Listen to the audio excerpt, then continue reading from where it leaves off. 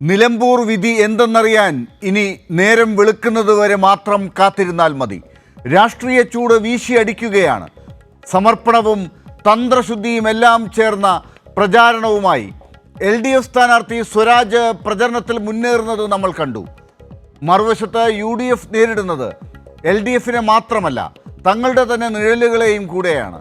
ക്ഷേമ പെൻഷൻ കൈക്കൂലി വിവാദം, പകൽ വാതിലടച്ച് പാതിരാത്രി അൻവറിൻ്റെ കാല് പിടിക്കുന്ന രാഹുലിൻ്റെ ദൗർബല്യം, രാഹുലും ഷാഫിയും തെരഞ്ഞെടുപ്പ് ഉദ്യോഗസ്ഥരെ നേരിട്ട് തട്ടിക്കയറിയ അസഭ്യം നിറഞ്ഞ പ്രസംഗങ്ങൾ, ജമാഅത്തെ ഇസ്ലാമിയുമായുള്ള തുറന്ന കൂട്ടുകെട്ട് കോൺഗ്രസിനെ വിവാദത്തിൻ്റെ ചൂളയിൽ ഉഴുതുമറിക്കുകയായിരുന്നു പ്രചരണ കാലഘട്ടത്തിൽ. വഴിക്കടവിൽ മരിച്ച അനന്തുവിൻ്റെ പേരിൽ നയിച്ച അതിക്രമ രാഷ്ട്രീയം കൂടി ഈ കണക്കിൽ ചേർക്കേണ്ടതാണ്. പാളം തെറ്റിയ ഒരു പ്രചാരണമാണ് UDFൻ്റെ ഭാഗത്ത് കണ്ടത്.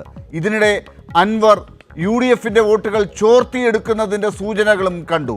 സ്വാഭാവികമായ ഭരണവിരുദ്ധതയുടെ ശക്തി കൂട്ടി നേട്ടമാക്കാനും ഇവർക്ക് ആയി എന്ന സൂചനകൾ ഇല്ല. ഹിന്ദു, ആദിവാസി, ക്രിസ്ത്യൻ വോട്ടുകൾ ചിതറുന്നതിനുള്ള സാധ്യതയും കൂടി ഇപ്പോൾ പറഞ്ഞു വെക്കുന്നുണ്ട്. ഈ വോട്ടുകൾ ഒരുമിച്ച് കിട്ടേണ്ടിയിരുന്നത് UDFനായിരുന്നു എന്നാണ് തെരഞ്ഞെടുപ്പ് ശാസ്ത്രം.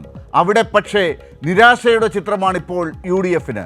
ലീഗിൻ്റെയും കോൺഗ്രസിൻ്റെയും പ്രബല വിഭാഗങ്ങൾ കാട്ടിയ നിശബ്ദത എന്തിൻ്റെ സൂചനയാണ് എന്ന് നാളെ അറിയാം.